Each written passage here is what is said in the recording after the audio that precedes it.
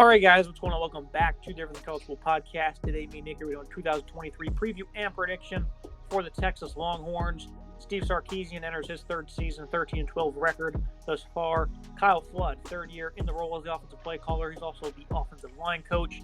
Pete Kwiatkowski and Jeff Scholl will be the defensive coordinators. High expectations for the Horns. They returned 15 starters before departing for the SEC. Looking at this offense, Nick, it was an interesting unit the season ago. I think overall, top to bottom, it was pretty good. And that's, not going to be hard when you have Bijan Robinson in the backfield, but times are going to be a little bit different now. They do return 9 starters, but they lose nearly 1,900 yards in that first-round pick in Robinson. They also lost Roschon Johnson, who was the second leading rusher. They do return 4 of the top 6 pass catchers as well. We have a legit QB battle on our hands, unlike one we've ever probably seen in college football. 2 former number 1 recruits going head-to-head, Quinn Ewers and, of course, Arch Manning.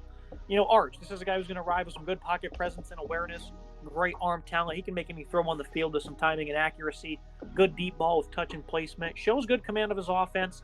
Sometimes rushes well under pressure, but has good feet to try and maintain some of those fundamentals. Quinn Ewers, this is a guy that finally got this to go. He started Ohio State, transferred to Austin. This guy has a good deep ball. It hangs in the air for a good while. He also has great arm talent with some good placement. I think he's pretty solid on the move. And consistent touch, though. He rushes his throws. He'll lock in on one target instead of scanning. Doesn't always look to create. Either air mails it versus pressure or delivers a good ball, Nick. Definitely a lot of inconsistencies there. A wildly inconsistent player overall, made poor decisions at times. I watched the Oklahoma State film, and it was all bad, Nick. He completed like 37%, had a couple of interceptions, especially on the last throw of the game. He just decided to throw it into traffic instead of a guy that was open in the middle of the field for a first down. There's more negatives than positives on Quinn Ewers, at least this past season, Nick. Obviously, he looked really good in that game against Alabama, got hurt, and then he came back, and he was certainly inconsistent, showcased some good, a lot of bad, though. What's the expectation for this QB battle here? Because Quinn Ewers is going to have an incredibly short leash. I mean, if he doesn't perform week 2 against Alabama, it could be, time to put Arch Manning in. So this is a good but very tough QB battle here for Texas and Steve Sarkisian. Certainly one of the most interesting QB battles we've seen in the last. So I think the best kind of comparison, even though it's not even really that great of a comparison, would be Jalen Hurts and Tua Tagovailoa. I think that is really the last time we've seen sort of a quarterback battle like this one. It has bare similarities where, Hurts was good, not great in Alabama as a starter. They lost in the national championship game, and then he gets pulled in the national championship game, and they won the national championship game with Tua, and he obviously was breathing down his neck, and then he took over the starting job, and Jalen Hurts ended up transferring. Of course, it all worked out for all parties involved. Quinn Ewers, of course, went to Ohio State, got $1 million, then transferred to Texas, where it really always seemed like he could play. Of course, playing at South Lake Carroll, a very famous high school in Texas, very well known for producing high talent football players. And then you have Arch Manning behind him. Arch Manning, I think, the real deal. I've said it multiple times in this podcast. I believe he's the real deal. I believe the hype. I think people say a lot that it's all name and that he played against weak competition in Louisiana. I watched the film. I broke down the film. I think he's the real deal. I'm willing to put my money on that. Put my money on him out. He's the real deal. Do I think he should start this year? No. I think Steve Sarkisian knows not to start him this year. I think he should learn the playbook, take a year behind Quinn Ewers. But if Ewers makes mistakes in Tuscaloosa, other games this season, I certainly think we could see Manning in there if something was to happen. This is a very interesting. It's one that a lot of us are watching across college. Really interested to see what happens. Do they stick with the veteran who has played a season under the system, or do they go with the young hot shot? Now, a little bit easier battle to discuss here and pick would be the running back room. Bijan, Roschon Johnson, they're gone. Jonathan Brooks takes over, can make defenders miss in the short area, some impressive long speed, good contact balance, is 6'2", 202. Cedric Baxter, an incoming 5-star, big upright runner, physical running style. He started the tackle with a full head of steam. He can handle a heavy workload. He's 6'1", 210, some nice size. And they also have former highly ranked recruits Jaden Blue and Keelan Robinson. Texas this year, Nick, I think they're going to rotate backs. Limited production, but deep talent. You see how Georgia rotates backs, where these guys have, 5 to 7 carries per game between them, where these guys are incredibly healthy bodies. Nobody does it better than Georgia when it comes to rotating backs. That's why they're able to go 15 games a year typically now over the last couple of seasons. I think Texas will be doing the exact same thing this season. I agree. I think rotating backs is the best.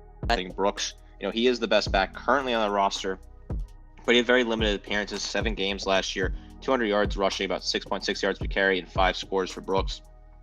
Also had a couple catches in the backfield, but outside of that, the numbers aren't there entirely. Of course, when you have Bijan Robinson in front of you, it's tough to get kind of get good snaps when Bijan Robinson had 1,500 yards and was a very high pick in the NFL draft. So I think Brooks is certainly the guy who's leading 1A, but I think this is very. I think, like you said, it's going to be by committee. They're going to rotate backs. Like Georgia does, I think it makes a lot of sense for this Longhorn offense. Now, the biggest reason why Quinn Ewers is getting so much Heisman potential hype and this football team overall, really the entire offense, is because of the receiving core. Xavier Worthy, great deep speed, elite vertical threat, really good route runner, especially at the top of his breaks. Great at creating separation. Does a very good job of tracking the ball deep. Doesn't have great strength and exposes himself to too much traffic at times. Only 6'1", 164. You match him up with A.D. Mitchell, comes over from Georgia. Some NIL thing involved in there. He's already won a couple of rings. So why not come out here and have some fun? Strong hands with some good quickness off the line of scrimmage. Good length allows him to play bigger versus his size. Good yard after catch. Really impressive playmaker across the middle. He was really Georgia's best pass catcher at times, other than Brock Bowers, of course. Jordan Whittington, a guy who's a versatile player, who's really just played wide receiver after being, a bit of a running back in high school and producing.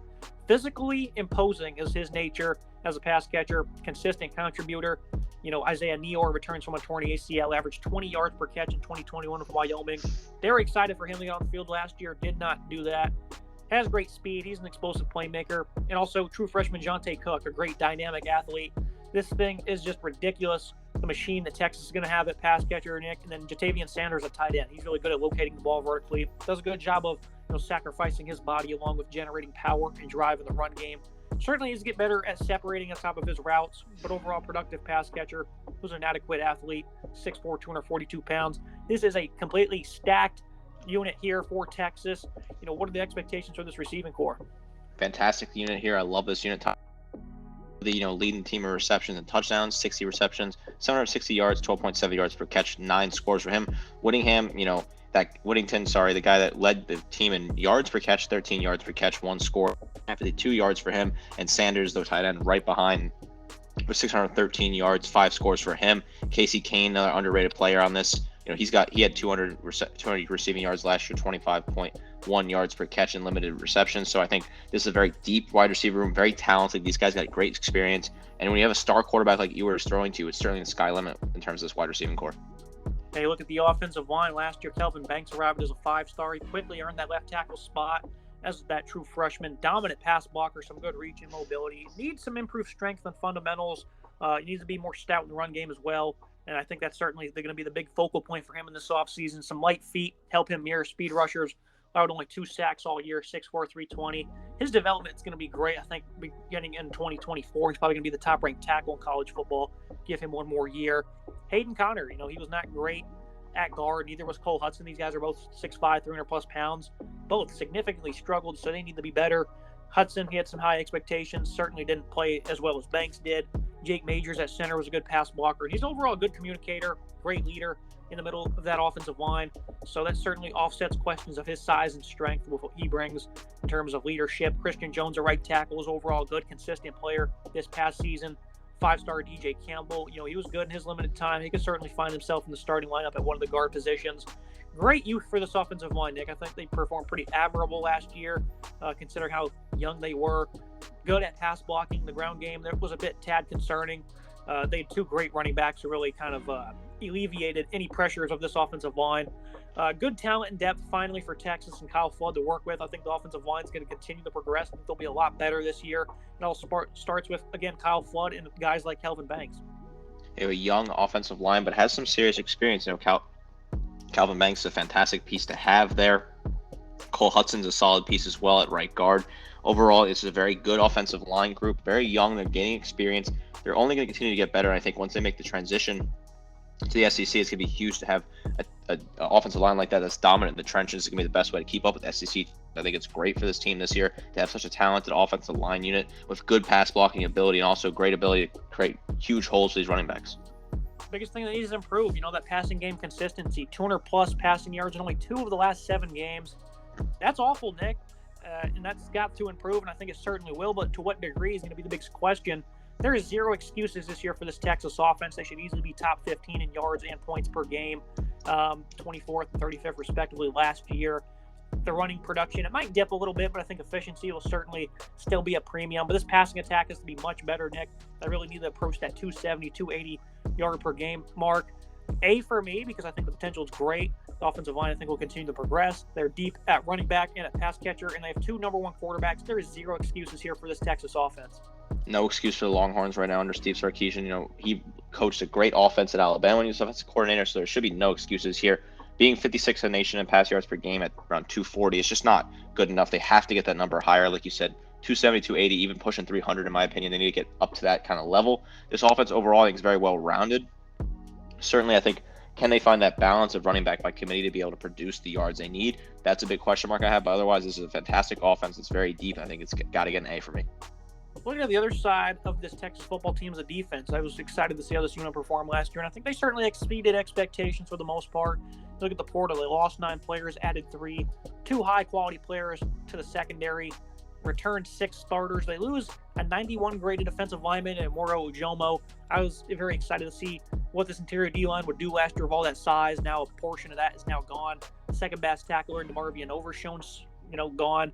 The pass rush was something to monitor, and they did improve by 7 sacks up to 27 this past season, but that's still going to be a focal point of this defense to continue and get better. The other half of that monster on the interior, T'Vondre Sweat, 6'4", 346, great run stopper. He was impressive when it comes to collapsing pockets this past year. Good job of getting his hands up. Byron Murphy, great mobility and strength for being 302 pounds. Was good for them in nearly 400 snaps. Added Trill Carter from Minnesota, 6'2", 300 pounds.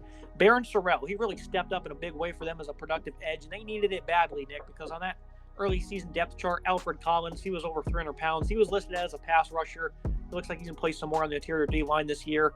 I think the run defense, they should be just as good or even better. The pass rush needs more help out of Sorrell. Not much twitch from this unit. That was a concern I had last year that no one ever talked about with Texas, and it upset me. They still only had 27 sacks, which, this is a solid number. They certainly showcased some progression, but this is still a part of the football team that is struggling, and they've, lightly recruited it the past couple years under Sarkisian, and no one wants to pay attention to it. So the run defense will be solid. Love the interior. Not as much as they did last year of Ojomo, but I think overall they can get away with a bad pass rush because of the size and some of the talent they have on the interior. I agree. I think the interior size is fantastic. Sorrell, I think his numbers have been great. 44 total tackles, 9, lost 5.5 sacks for him. So it's a solid number for that. I think Byron Murphy as well is a player that is improving over time. I think he's a talented piece to nose tackle. I like his numbers so far. Last season, 26 total tackles, 3 tackles for loss, and a sack for him. And limited reps, but he's getting better as time goes on. I think Sweat is another talented piece, 30 tackles, 2.5 tackles for loss. I like him in the pocket, gets after the pocket, good hands, solid piece. This run defense is very good. I think it should be just about where it was. Pass rush is certainly a bit of an issue, but I think they have some talent that can get off the edge. Look in the middle of this defense, again, Overshown departs. Jalen Ford, he had, I think, 6 tackles for loss 2 years ago, and it seemed like he was ready to blossom and step up and have a big season. And man, did he ever. 119 tackles, 10 of them coming behind the line of scrimmage, 4 picks, 3 forced fumbles. This guy was doing all for Texas. He has the quickness to win off the edge. Physical downhill tackler who's a rangy run defender with some good pursuit. Big fan of Jalen Ford's. Anthony Hill, this is a 5-star true freshman who figures get on the field early as a starter. A downhill thumper, an athletic, physical off-ball linebacker, needs to improve in coverage. David Gabenda, he was really good in his limited snaps. Jet Bush was a solid run defender. I think depth will be heavily tested this year, Nick. Anthony Hill is obviously incredibly talented, but at the same time, they have no choice but to get him on the field. And I think some of this athletic profile he brings to the table might lead to bring him off the edge a little bit, which could potentially backfire because, again, depth would be tested in that regard. There's certainly a depth is an issue. I think Jalen Ford's a great piece to have. Your top returning is always nice. 119 total tackles, 10 tackles for loss, 2 sacks, 4 interceptions for Ford. Kind of a do-it-all kind of guy. 2 fumble recoveries. The list goes on and on. He is a fantastic player to have and great piece to return at linebacker. Gaben, small sample size, only played in 8 games, 12 tackles in those 8 games, but he's a talented player who has the high upside. Then you look at Hill coming in as a true freshman, a lot of talent there, but those are 3 guys we list, right? But then the depth will be tested. Jet Bush is probably really have left at this point who can really potentially be involved. Maybe look at Ethan Burke, who is a sophomore coming up at this point, but the depth is not there. I like Burke a lot. I think he's a very talented piece, but he doesn't have a lot of experience either, so I think depth is certainly going to be an issue. You look at the secondary. Ryan Watts came over from Ohio State, has The size and physicality at 6'3", 206 to thrive as an outside corner, was a good run defender and tackler, was good in press, was iffy in coverage at times. I think this is a guy that, with more experience under his belt, certainly going to be a leader here for them. Jahdae Barrett, a versatile nickel corner, showcased good anticipation and timing and coverage, was great as a blitzer and getting run stops, great playmaker. His production was phenomenal, 75 tackles, 11 TFL. Jalen Catalon, this is the biggest wild card here. He's really struggled with health the last 2 years, Nick, but people forget about this guy. When he was on the field for Arkansas, this is an instinctive downhill thumper, physical playmaker that covers ground very quickly at 5'10", 201. Catalon at Arkansas was phenomenal when he was on the field and healthy. Gavin Holmes, another big add from Wake Forest. He's been really sticky in coverage. Lacks the size at 5'11", 168, but has a good athletic profile to make up for it. Flat out awful tackler, though. The experience is important in replacing Deshaun Jameson. Xavier Bryce, he has no experience. Terrence Brooks was poor last season. CB has two quality starters in Holmes and Watts, but depth is certainly something to monitor here. Jaron Thompson, another safety who was heavily involved this past season. He improved a good bit this past year in all facets. Keaton Crawford was a good tackler. Confident in him and Thompson if Catalon goes down. Michael Tafai also gained some experience. So I think they're really good in the safety room, and I like what they have in the nickel corner there in Barron. But depth will be tested potentially at corner here outside of these two starters. I like Barron a lot. I think his numbers are fantastic. 78 total tackles, 11.5 tackles for loss, plus a sack for him. I think Thompson's another good piece. He had 83 total tackles. Watts is not a bad young guy. I like Watts a lot. 51 total tackles, 4 tackles for loss. So this is a solid room. I think there is some experience in here. There's some good guys they brought in, like Holmes from Wake Forest. So I think there is some talent here. The depth's not too bad. It's great either. So I think there is some high upside with this secondary. Another thing I want to outline with Catalon here is that if he's a step or two behind because he's not played much over the past couple seasons, the depth of Crawford and Thompson could also be a major factor that some people might not talk about, Nick. I agree. I think that's certainly possible to discuss. I think Catalon is a good piece. Just the injuries have certainly been an issue. Can he get healthy this year and get that full playing time that he deserves? Look at the schedule preview and prediction. A high upside offense still have no excuses if they don't perform. Again, 2 number 1 QB recruits. Whichever gets the nod will have a greatly deep running back room, phenomenal wide receiver group, lots of athleticism and speed. The offensive line, they have depth, and its youthful makeup should, lead to plenty of contributions this upcoming season. I thought they played quite well last year, especially in pass protection.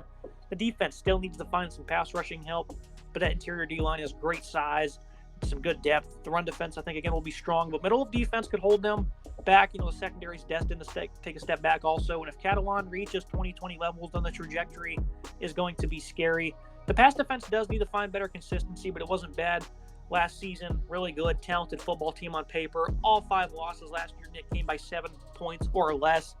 Here we are again, Nick. Year after year, we get to this slide, and it's 9, 10, 11 wins. 10-2 this year. I think they'll slip up in Fort Worth, and then at Alabama is going to be a tough one.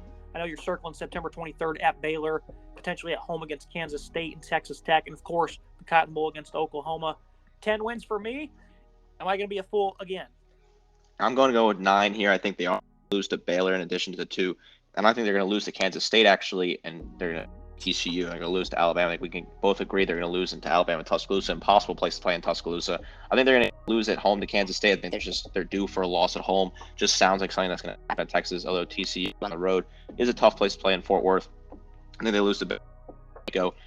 Texas every year, it's the same song and dance, right? Texas is back. The hype, I think sometimes it's warranted. Certainly this roster warrants the hype. The offense is fantastic. We talked about the wide receiving core, 2 star quarterbacks. You can't play them both, but you're going to play one of them, and they're going to be fantastic. Defense, top to bottom, I think it's solid. Secondary and the linebacking core, I worry about a little depth, but outside of that, I think it's a good defense. This is a team that has not won a conference title since 2009 under Mac Brown. It has been a bad 10-plus years in Austin. They've gone through coach after coach. They really just cannot seem to figure out what they're doing out there. And while Sarkisian seems to be on the right track, Texas fans want results now. They want to be winning conference titles now. They want to be competing for the college football playoff. And it's not going to be easier jumping into the SEC next year. I think they're in a good spot right now. I think they're building up the trenches to prepare for a move to the SEC. I think Sark knows that due to his time coaching at Alabama. But I just think Texas is more likely to let you down than other teams we've talked about that are coming back and for the fences, sleeping giants such as Wisconsin, USC, Miami. These are teams I think have a better chance of succeeding now than Texas. I think Texas long term is perfectly in the right spot. I think they're heading in the right direction. But I think right now they're primed for potential disappointment. In my opinion, 9-3 is not a disappointment. I think 9-3 would be a fantastic season. But Texas fans, they're going to want to swing for the fences every single year. And when you have the sort of quarterback talent, they have 2 number 1 recruits in back-to-back years, which is absolutely unheard of thing to have a quarterback. They want to see right now. They want to be undefeated. They want to be playing for a college football playoff.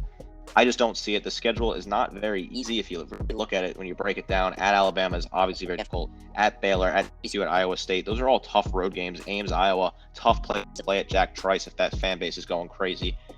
I think 9-3 is a very acceptable record. I think I'd be happy with that as a Texas. But obviously, that's up to them to decide. I think it's going to be an interesting year and all. Sarkisian's done a great job on the recruiting trail. He does not have a hot seat one bit, even though some people, for some reason, think he is already 2 years into the job.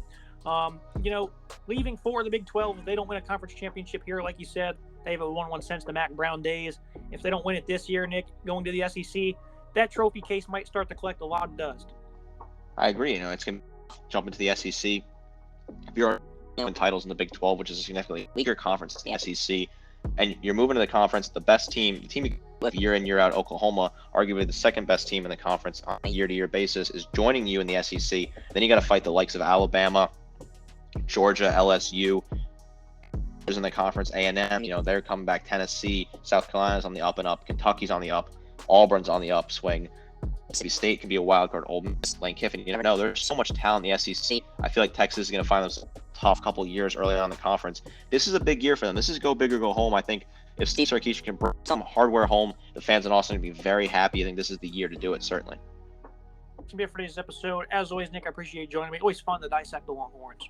Absolutely. One of America's most famous teams. I think college football is better when Texas is good, and I certainly hope they get to that point. But we'll have to see what happens this year.